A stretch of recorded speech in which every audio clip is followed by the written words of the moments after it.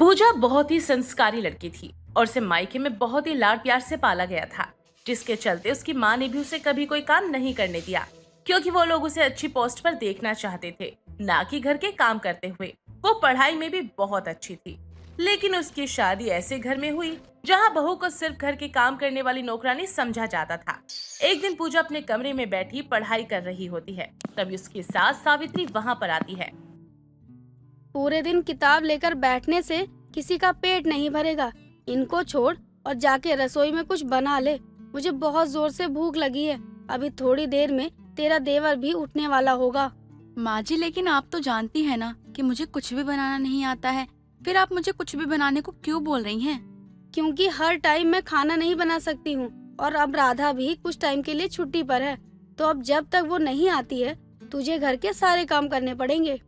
माँ जी, फिर कोई और नौकरानी देख लो ना। जब वो आ जाएगी तो नई वाली को हटा देना या दोनों को ही रख लेना। हाँ हाँ, क्यों नहीं। तेरा बाप रोज मुझे मनी ऑर्डर भेजता है ना, इसीलिए तेरे रहते हुए मैं घर में दो दो नौकरानी रखूंगी ना। माँ जी, मैं आपको इस घर की नौकरानी लगती हूँ क्या? देखिए, आप यहाँ से जाइए, मुझे पढ़ाई करने दीजिए।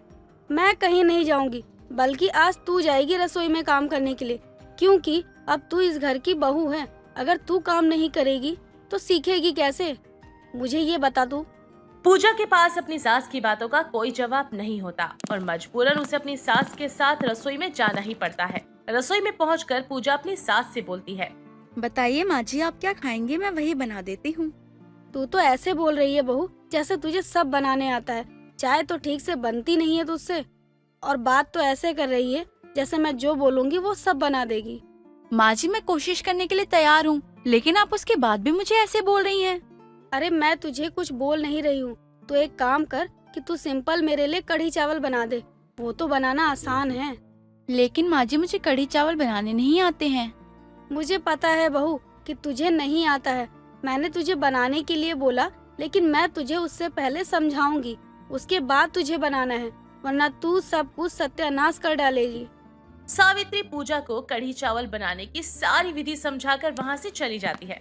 पूजा सुन तो सब कुछ लेती है, लेकिन उसे पूरी बात समझ नहीं आती और जैसे तैसे करके वो कढ़ी बनाना शुरू करती है, लेकिन उससे वो ठीक से नहीं बन पाता। कढ़ी में बेसन ज्यादा डल जाता है और चावल में पानी। उसे कुछ भी समझ नहीं आ रहा था कि वो सब कुछ ठीक कैसे करे। तभी थोड़ी देर में सावित्री लौटकर रसोई में आती है और रसोई से खाने का ऐसा हाल देखकर वो अपने माथे पर हाथ मारते हुए बोलती है। बहू, तूने तो सब कुछ सत्यानाश कर डाला। मैंने तो तुझे कढ़ी चावल बनाने को बोला था, लेकिन तूने तो दोनों को कढ़ी ही बना डाला। अब मैं क्या करूं? मुझे नहीं लगता कि तू कभी घर का कोई काम ठीक से कर पाएगी। माँ जी, मैं क्या करूँ? मैंने अपनी तरफ से कोशिश की थी ना। अब जब सब कुछ बिगड़ गया तो इसमें मैं क्या करूँ? आप तो बताकर चली गई, लेकिन एक बार भी आपने ये सोचा कि मैं बनाऊंगी कैसे? आप एक बार भी पूछने आई मुझसे?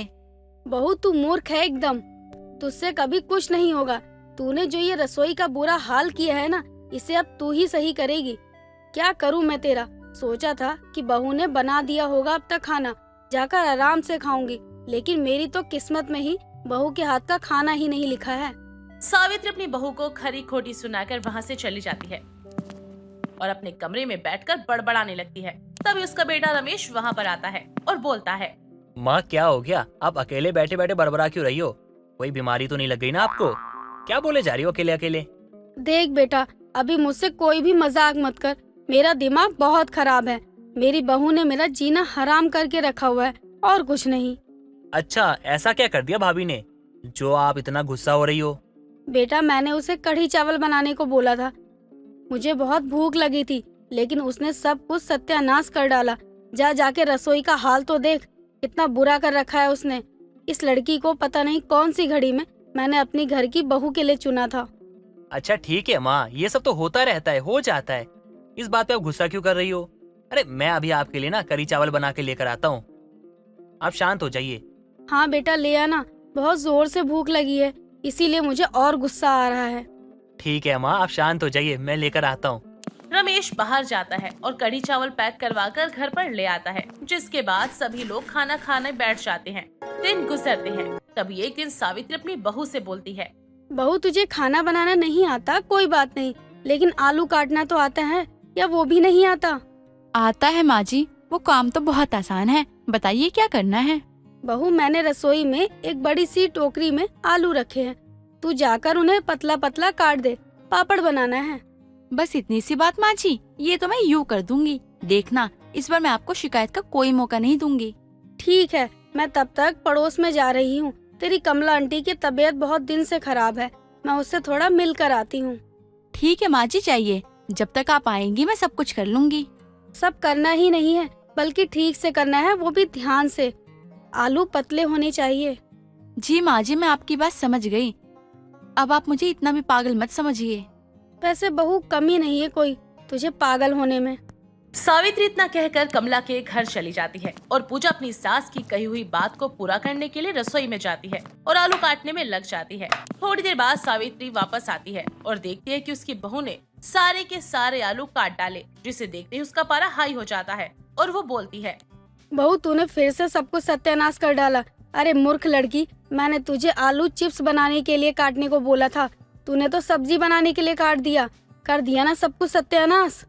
माँ जी, आप हमेशा मुझ पे चिल्लाती रहती हैं। कितनी देर से मैं मेहनत कर रही हूँ और आप है कि आते ही बोलने लगी कि सब सत्यानाश कर दिया। आपने मुझे पतले पतले आलू काटने के लिए बोले थे, जो कि मैंने काट दिए। आपने ये नहीं बोला था कि चिप्स के लिए काटने हैं। हे भगवान, कहाँ हो तुम? इस मूर्ख बहू के साथ रहने से अच्छा है कि इस दुनिया से मुझे उठा लो। नहीं माँ जी, आपको ये सब करने की जरूरत नहीं है, बल्कि मैं खुद इस घर को छोड़कर अपने मायके जा रही हूँ, क्योंकि मैं यहाँ पे किसी को परेशान नहीं करना चाहती। पूजा इतना कहकर अपने कमरे में जाती है और सामान पैक करने लगती है। तभी रमेश आता है और अपनी माँ को गुस्से में देखकर पूछता है, माँ, आप फिर से गुस्से में हो? अब भाभी ने क्या कर दिया? देख, तेरी मूर्ख भाभी ने क्या किया है। मैंने इसे चिप्स काटने के लिए बोला था कि पतले पतले आलू काट दियो चिप्स बनाने के लिए। इस महारानी ने सभी आलूओं को सब्जी की तरह काट दिया। ठीक है माँ, पहले आप शांत हो जाओ, उसके बाद बात करते हैं।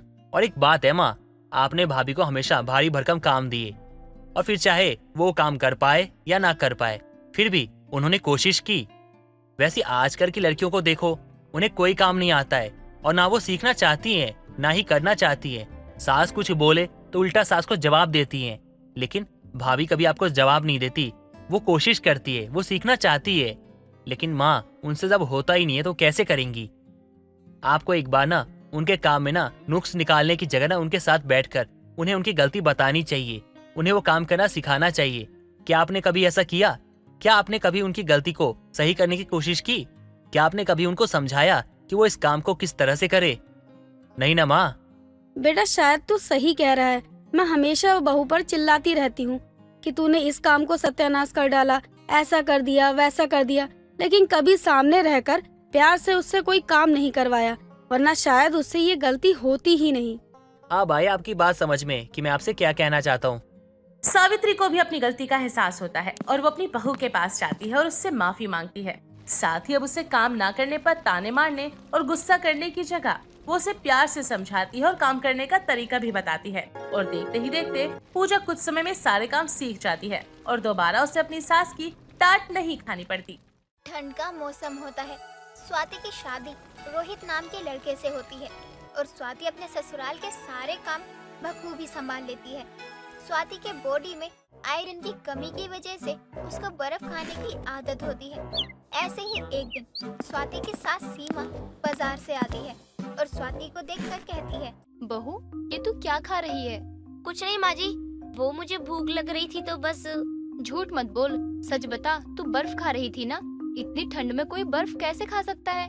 हाँ माँ जी, मुझे बर्फ खाने का बहुत मन कर रहा था, इसलिए बर्फ खा रही थी, लेकिन मैं बर्फ जानबूझकर नहीं खाती हूँ। अच्छा, तो कोई भूत बोलने आता है क्या तुझे? नहीं माँ जी, आप कैसी बातें कर रही हो? मेरी बॉडी में आयरन की कमी है, इसलिए बर्फ खानी पड़ती है मुझे। तो दवाई क्यों नहीं लेती? बहू, ये सब खाने की क्या जरूरत है? अगर तुझे मरने का ज्यादा शौक है तो मुझे बता। नहीं नहीं, मुझे मरना थोड़ी है। हाँ, तो आगे से तू मुझे बर्फ खाती दिख मत जाइयो, समझी? अगर दिख गई तो तेरी वजह से फ्रिज बंद करवा दूंगी। अरे नहीं माँ जी, मैं अब बर्फ नहीं खाऊंगी। इतना बोलकर स्वाति बर्फ से भरा कटोरा साइड में रखकर वहाँ से चली जाती है और अपना काम करने लगती है। ऐसे ही दिन गुजरता जाता है और स्वाति को बर्फ खाने की क्रेविंग होती है और वो आसपास देखकर खुद से कहती है, बर्फ खाने का बहुत मन कर रहा है और माँ जी ने बर्फ खाने के लिए मना किया हुआ है। लेकिन अगर मैं बिना किसी को बताए खा लेती हूँ तो किसी को इस बात के बारे में पता ही नहीं चलेगा। वैसे भी थोड़ा बर्फ खाने से क्या ही होगा। स्वाति इधर उधर देखती है और फ्रिज से बर्फ निकालकर बड़े चाव से खा रही होती है। तभी स्वाति का देवर नवीन स्वाति को बर्फ खाते हुए देख लेता है। अच्छा, तो यहाँ बर्फ खाई जा रही है। आपको माँ ने मना किया था ना कि बर्फ नहीं खाना। रुक जाओ, अभी माँ को बताता हूँ। अरे नहीं नहीं देवर जी, ऐसा मत करना, वरना माँ जी फ्रिज बंद कर देंगी और मैं बर्फ नहीं खा पाऊंगी। ये भी सही है, अगर फ्रिज बंद रहेगा तो आप बर्फ खा ही नहीं पाओगी। और आपको इतनी ठंड में बर्फ खाने का क्या मजा आ रहा है। तुम्हें तो पता है ना मुझे आयरन की कितनी कमी है, जिसकी वजह से मुझे ये खानी पड़ती है। तुम माँ जी को कुछ मत बोलना। इस बार तो कुछ नहीं बोलूँगा, लेकिन आइंदा अगर आप बर्फ खाती दिखी तो पक्का बोल दूंगा। नवीन इतना बोलकर वहाँ से चला जाता है। ऐसे ही मौसम में बदलाव आते हैं और बहुत तेज गर्मी आती है। एक दिन बहुत गर्मी हो रही थी, तभी सभी गर्मी से बेहाल हो गए थे। तभी स्वाति रूह अफ़ज़ा लेकर आती है और सबको देती है। ये लीजिए ठंडा ठंडा रूह अफ़ज़ा पीजिए और इस गर्मी को दूर कीजिए। चल बहू, ये तो बहुत अच्छा काम किया तूने कि सबके लिए कुछ ठंडा बना कर ले आई, वरना तो इतनी गर्मी में हम लोग मर ही जाते। माँ जी, अपनी बहू को ऐसी वैसी मत समझना, आपकी बहू समय देखकर सब करती है। स्वाति इतना बोलकर वहाँ से अपने लिए भी रूह अफ़ज़ा लेने चली जाती है और अपनी गिलास में बहुत सारा बर्फ डालने लगती है। ये देखकर स्वाति का पति रोहित कहता है, तुम बर्फ में रूह अफ़ज़ा डाल रही हो या रूह अफ़ज़ा में बर्फ डाल रही हो? एक ही बात हुई ना रोहित जी, वैसे भी क्या फर्क पड़ता है, ये पानी ही तो है। तुम इतना बर्फ क्यों डाल रही हो? हर चीज की लिमिट होती है भाई। इतनी गर्मी में बर्फ में क्या लिमिट रोहित जी, जब तक पेट को ठंडक नहीं मिलेगी तब तक गर्मी नहीं जाएगी। अरे पर रहने दे बेटा, इसको कुछ भी समझाना बहुत मुश्किल है। तूने तो इसको अभी बर्फ लेते देखा है, मैंने तो इसको ठंड में बर्फ खाते देखा है। बर्फ तो ऐसे खा रही थी जैसे कोई टॉफी खा रही हो। हाँ माँ, मैंने भी भाभी को बर्फ खाते देखा था। आम लोग तो ठंड में चाय पीते हैं और ये बर्फ खाती है। कल का कुछ होगा तो क्या करेंगे हम? आप लोग खामखा चिंता कर रहे हैं, मैं तो बचपन से ही बर्फ खा रही हूँ, मुझे आज तक कुछ नहीं हुआ, अब भी कुछ नहीं होगा। स्वाति किसी की बात नहीं सुनती है और रूह अफ़ज़ा में बर्फ डालकर पीने लगती है। ऐसे ही दिन बीतते हैं। सीमा की पड़ोसन विमला नवीन के लिए रिश्ता लेकर आती है। विमला के साथ कुछ लोग भी आते हैं। तभी सीमा स्वाति के पास जाती है। बहू, जल्दी से सबके लिए मैंगो शेक बना कर ले आ। जी माँ जी। सीमा इतना बोलकर वहाँ से चली जाती है और सभी मेहमानों के पास जाकर बैठ जाती है। उधर स्वाति रसोई में सबके लिए मैंगो शेक बनाकर उसमें बर्फ डालने लगती है। बर्फ को देखकर वो खुद से कहती है, बर्फ देखकर तो मन कर रहा है कि सारी की सारी बर्फ खा लूं, लेकिन बाहर मेहमान आए हैं और बर्फ भी कम है। अगर इतनी गर्मी में गर्म मैंगो शेक दिया तो माँ जी बहुत सुनाएगी। क्या करूं? एक काम करती हूँ, इस बर्फ को चूस कर मैंगो शेक में मिला देती हूँ, वैसे भी किसी को क्या ही पता चलेगा। स्वाति बर्फ लेती है, थोड़ा चूसकर सारे मैंगो शेक में डाल देती है। ये सब विमला देख लेती है और चुपके से उसकी वीडियो बना लेती है। कुछ देर बाद स्वाति सबके लिए मैंगो शेक लेकर आती है और सबको देती है। तभी विमला सबको मना कर देती है। कोई भी इस मैंगो शेक को मत पीना। सीमा, तेरी बहू बहुत ही गंदी है। मेहमान तो भगवान का रूप होते हैं और ये उन लोगों के साथ ऐसा करती है। क्या हो गया विमला, तू इतना भड़क क्यों रही है? कोई बात हो गई क्या? ये देख अपनी बहू के कारनामे। इसने बर्फ को खाकर मैंगो शेक में डाला है और अब क्या हम इसका झूठा मैंगो शेक पियेंगे? माफ कर दे, बच्ची है वो, ना समझ है थोड़ी सी। मैं अभी खुद बना कर लाती हूँ। रहने दे सीमा, अब कुछ मत कर, बस हमें यहाँ से जाने दे।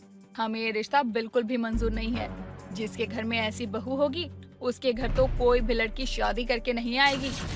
विमला वहाँ से सभी मेहमानों को लेकर चली जाती है। सीमा और घर के सभी लोगों को स्वाति पर बहुत गुस्सा आता है। तभी सीमा स्वाति पर गुस्सा करती है। बहू, तुझे कोई लाज शर्म है या नहीं? इतने लोगों के बीच में मेरी बेइज्जती करवा दी तूने। आगे से कोई भी हमारे घर में नहीं आएगा।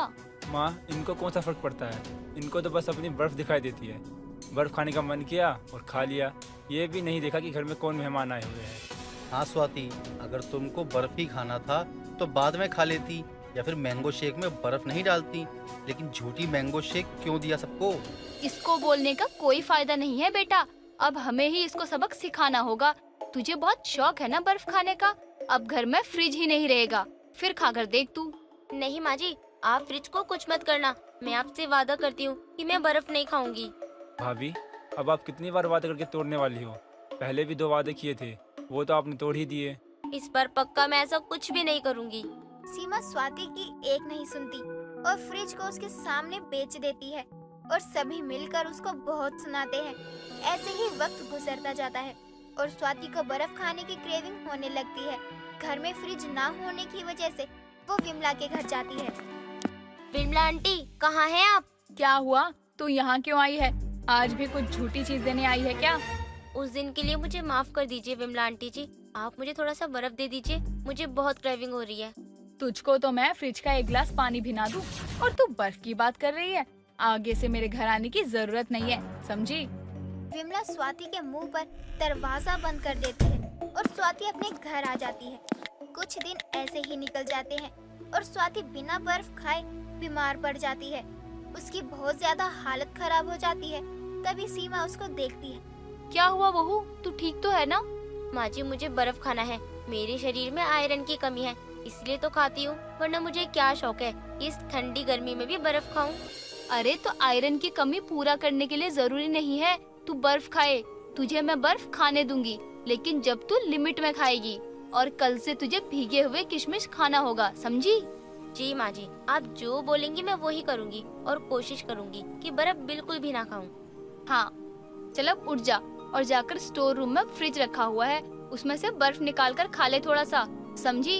तुझे सबक सिखाना था, इसीलिए ये सब नाटक किया। स्वाति सीमा से माफी मांगती है और जल्दी से जाकर बर्फ खाती है और अपनी क्रेविंग खत्म करती है और धीरे धीरे करके वो बर्फ भी खाना बंद कर देती है और उसकी तबीयत में सुधार भी आ जाता है। गोमती अपनी दोनों बेटियों काजल और महिमा को अकेले पाल रही थी। सिलाई कढ़ाई में माहिर गोमती खुद काम करती और अपनी बेटियों को पढ़ने भेजती ताकि अपनी जिंदगी को वो कुछ अच्छा बना सके।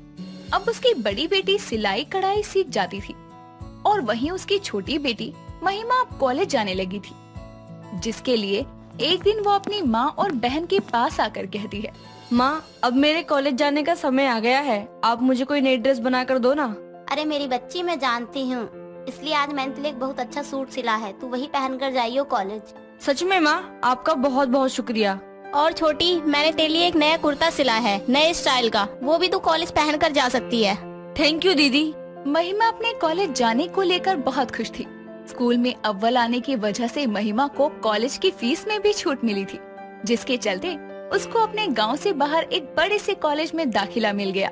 अब अगले दिन महिमा तैयार होकर अच्छे से पूजा करके अपने कॉलेज के पहले दिन जब वहाँ जाती है तो वहाँ एक मीशा नाम की लड़की जो कि बहुत ही सुंदर सी शॉर्ट ड्रेस में कॉलेज आई थी, महिमा को सूट में देखकर अपने कुछ दोस्तों के साथ उसके पास आकर कहती है, ओह हेलो, गलत जगह आ गई तुम। यहाँ कोई मंदिर नहीं है बल्कि कॉलेज है ये।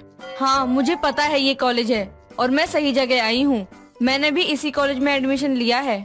क्या बोला तुम? और इस कॉलेज में एडमिशन? अरे ये कॉलेज वाले पागल हो गए हैं क्या? किस किस को एडमिशन दे देते हैं। गाइस देखो इसको ऊपर से नीचे तक, ऐसा लग रहा है किसी जागरण में आई है, वो भी इतना चमक धमक सूट पहनकर। तो क्या हुआ, यहाँ कहीं लिखा है कि सूट पहनना मना है? कम से कम मैंने तुम्हारी तरह अधूरे कपड़े तो नहीं पहने ना। और गाँव के गवार, ये शॉर्ट ड्रेस है, कोई अधूरे कपड़े नहीं। खैर मैं भी किसे समझा रही हूँ, तुम्हें ये क्या ही पता होगा शॉर्ट ड्रेस के बारे में। जिंदगी में इन कपड़ों की थान को लपेटे ही घर से निकली हूँ। खैर गाइस चलो यहाँ से, कौन इसके मुंह लगेगा। मीशा इतना बोलकर वहाँ से चली जाती है, जिसके बाद महिमा कॉलेज के अंदर जाती है। वहाँ वो लगभग सभी लड़कियों को शॉर्ट ड्रेस पहने देखती है और खुद से कहती है, ये क्या, यहाँ तो सबके सब मॉडर्न ड्रेस में आए हैं, शॉर्ट ड्रेस, जीन्स और मैं सूट में। सच में अब तो मुझे भी लग रहा है कि मैं किसी मंदिर में पूजा के लिए आई हूँ। लेकिन क्या कर सकते हैं, ये छोटी छोटी ड्रेस आती बड़ी महंगी है और मेरी माँ तो ये कभी न दिला पाए, बल्कि सूट के कपड़े की ही शॉर्ट ड्रेस बनाकर दे देंगी। इतना बोलकर महिमा अपनी क्लास ढूंढकर लेक्चर लेने चली जाती है।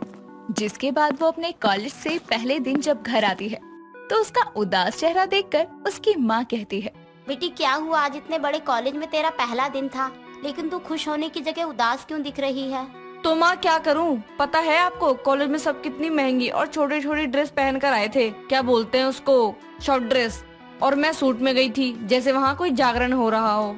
महिमा की बात सुनकर उसकी बहन काजल वहाँ आकर कहती है, अरे तू कॉलेज पढ़ने गई थी या दूसरों के कपड़े देखने गई थी? वैसे भी वो अमीर घर के बच्चे हैं जो छोटे कपड़े पहनकर आते हैं कॉलेज में फैशन दिखाने के लिए। तू तो बस अपनी पढ़ाई पर ध्यान दे। महिमा को भी अपनी बहन की बात सही लगती है और वो बिना किसी बहस के खाना खाए सो जाती है। अगले दिन जब वो कॉलेज जाती है तो वहाँ फिर से उसके सूट सलवार को लेकर उसका मजाक उड़ाया जाता है, लेकिन वो उन सब पर ध्यान नहीं देती। तभी उसकी क्लास में एक बहुत ही हैंडसम सा लड़का ऋतिक आता है, जिसको देखकर महिमा मन ही मन बोलती है, कितना खूबसूरत है ये लड़का, खूबसूरत कहना भी कम पड़े, हसीन है ये तो। 4 गुंडे आ जाएं तो हमें ही इसको गुंडे से बचाना पड़ेगा, इतना हसीन है ये। लेकिन ये क्या, ये तो शॉर्ट ड्रेस में घूम रही लड़कियों की तरफ देख रहा है। रहने दे महिमा, यहाँ भी ये शॉर्ट ड्रेस वाली लड़की बाजी मार गई। महिमा कॉलेज में आई तो पढ़ाई करनी थी, लेकिन वहाँ की चकाचौंध देखकर उसका भी मन अब अमीर लड़कियों की तरह शॉर्ट ड्रेस पहनकर कॉलेज जाने का करने लगा, ताकि उसको भी सब अटेंशन दे, जिसके लिए वो अपने पापा की पुरानी जीन्स को चोरी छुपे काट कर शॉर्ट्स बना लेती है और उन्हीं की एक शर्ट को अपने कॉलेज बैग में रख लेती है। अगले दिन जब वो कॉलेज आकर वहाँ के वॉशरूम में कपड़े बदल कर बाहर आती है तो सब उसको देखकर हंसने लगते हैं और वहीं मौजूद मिशा उसके पास आकर कहती है, ओह माय गॉड, ये क्या पहना है आपने मिस कपड़ों की थान? क्या पहना है इसे क्या मतलब? शॉर्ट ड्रेस है ये। शॉर्ट ड्रेस है ये? देखो गाइस, ये इस पुरानी जीन्स को काट कर पहन आई और ओवरसाइज शर्ट को पहनकर इसे शॉर्ट ड्रेस बोलती है। जमहूरी लग रही है एकदम। सभी महिमा पर हंसने लगते हैं। तभी वहाँ ऋतिक आता है, जो सबको चुप करवाते हुए कहता है, ये क्या बकवास कर रहे हो सब? अरे तुम्हें फैशन के बारे में पता भी है कुछ? इस लड़की ने जो पहना है ना, वो लेटेस्ट फैशन है, जिसका तुम लोगों को क्या अंदाजा। इसलिए बकवास बंद करो और जाओ यहाँ से।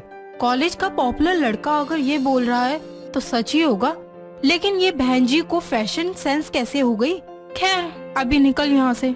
मिशा वहाँ से चली जाती है, जिसके बाद ऋतिक महिमा को लेकर अकेले में जाता है और बोलता है, ये आपने क्या पहना हुआ है? अरे थोड़ा तो सोचिए, इस कॉलेज में बड़े बड़े फैशन डिजाइनर की लड़कियां पढ़ती हैं, अगर वो देख लेती तो और मजाक बनता तुम्हारा।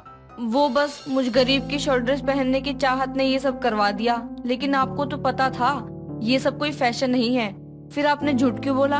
अरे तो क्या एक लड़की को सबके सामने बेइज्जत होने देता क्या? उस समय जो समझ आया बोल दिया। अच्छा, अब आप घर जाइए। महिमा ऋतिक की बात मानकर कपड़े बदलकर घर चली जाती है और आज जो हुआ उस बात से दुखी होकर वो कुछ दिन कॉलेज नहीं जाती, जिससे ऋतिक भी परेशान हो जाता है। और एक दिन वो ऐसे ही पूछते पूछते महिमा के घर आता है। उस समय काजल और गोमती घर पर नहीं थे, जिसके कारण महिमा वहाँ ऋतिक को देखकर हैरान होकर कहती है, ऋतिक जी आप यहाँ, लेकिन क्यों? अरे उस दिन के बाद तुम कॉलेज नहीं आई तो मैंने सोचा मैं ही तुम्हारे घर आ जाऊं। वो कॉलेज मेरे लिए नहीं है, वहाँ हमेशा मुझे मेरे कपड़ों से कंपेयर किया जाता है, इसलिए मैं नहीं आऊंगी। अरे तो इस चक्कर में तुम कॉलेज आना छोड़ दोगी? हाँ, लेकिन अभी आप जाओ, मेरी बहन और माँ आने वाली है, अगर उन्होंने देख लिया तो गलत सोचेंगी। महिमा इतना बोलकर ऋतिक को वहाँ से भगा देती है। कुछ देर बाद काजल और गोमती आते हैं। कुछ दिनों तक महिमा के कॉलेज ना जाने से गोमती कुछ नहीं कहती, लेकिन अब परीक्षा पास थी, जिस पर गोमती महिमा से कहती है, महिमा बेटा, मैं देख रही हूँ तू 2 हफ्तों से कॉलेज नहीं जा रही। अरे परीक्षा आने वाली है बेटा, अब तो कॉलेज जा। नहीं माँ, मुझे नहीं जाना उस कॉलेज में, आप मेरा ये गांव के कॉलेज में ही दाखिला करवा देना। पर क्यों बेटा, इतना बड़ा कॉलेज है, तुझे आखिर वो छोड़ के यहाँ के बेकार से कॉलेज में क्यों पढ़ना है? मैं बताती हूँ ना माँ, महिमा के कॉलेज में सब उसके कपड़ों का मजाक उड़ाते थे, साथ ही उन सब का मुंह बंद करने के लिए महिमा ने बहुत कोशिश की, एक शॉर्ट ड्रेस बनाने की भी, जो कि उसने पापा के जीन्स के कपड़े को काट कर बनाई थी, पर वो भी सही नहीं बनी। हम गरीब है ना, इसलिए हम शॉर्ट ड्रेस दिलवा भी नहीं सकते, इसलिए इस चक्कर में उसने कॉलेज जाना ही छोड़ दिया। क्या बेटा, मुझे माफ कर दे, ये सब मेरी वजह से हुआ ना, क्योंकि तुझे इतने बड़े कॉलेज में तो भेज दिया, लेकिन वहाँ के लोगों के सामने तेरा गरीब होने से मजाक बनेगा, ये नहीं सोचा था। कोई नहीं माँ, वैसे भी मुझे नहीं जाना उस कॉलेज में। तू कॉलेज जाएगी, वो भी शॉर्ट ड्रेस पहनकर। इतना बोलकर काजल बहुत ही सारी शॉर्ट ड्रेस लेकर महिमा के आगे रखकर कहती है, मैं उस दिन कॉलेज गई थी तो मैंने देखा कि शॉर्ट ड्रेस की वजह से तेरा मजाक बना है, तभी मैं सिलाई सेंटर गई और मैंने वहाँ शॉर्ट ड्रेस बनाना सीखा, और देखो मैंने 2 हफ्ते में ही 7-8 ड्रेस बना भी दी। ये सस्ती भी नहीं लग रही है और तू कॉलेज भी जा सकती है, तेरा मजाक भी नहीं बनाएगा कोई। दीदी आप कितनी अच्छी हो, आपने ये सब मेरे लिए बनाए, थैंक यू सो मच। ये सब बहुत सुंदर है। मैं अपनी छोटी बहन के लिए इतना तो कर ही सकती हूँ ना। महिमा उन ड्रेसेस को पाकर बहुत खुश होती है, जिसके बाद वो अगले दिन से कॉलेज उन ड्रेसेस को पहनकर जाने लगती है। तो सबको उसका फैशन सेंस बहुत पसंद आता है, जिसके बाद महिमा को उस कॉलेज में ढलने में कोई दिक्कत नहीं होती और इसके बाद वो अपनी पढ़ाई भी अच्छे से ध्यान से कर पाती है। साथ ही ऋतिक के साथ भी उसकी दोस्ती गहरी हो जाती है। दोस्तों, अगर आपको ये कहानी पसंद आई तो इसे लाइक करें, शेयर करें और कमेंट करके बताएं कि कहानी में आपको सबसे अच्छा क्या लगा।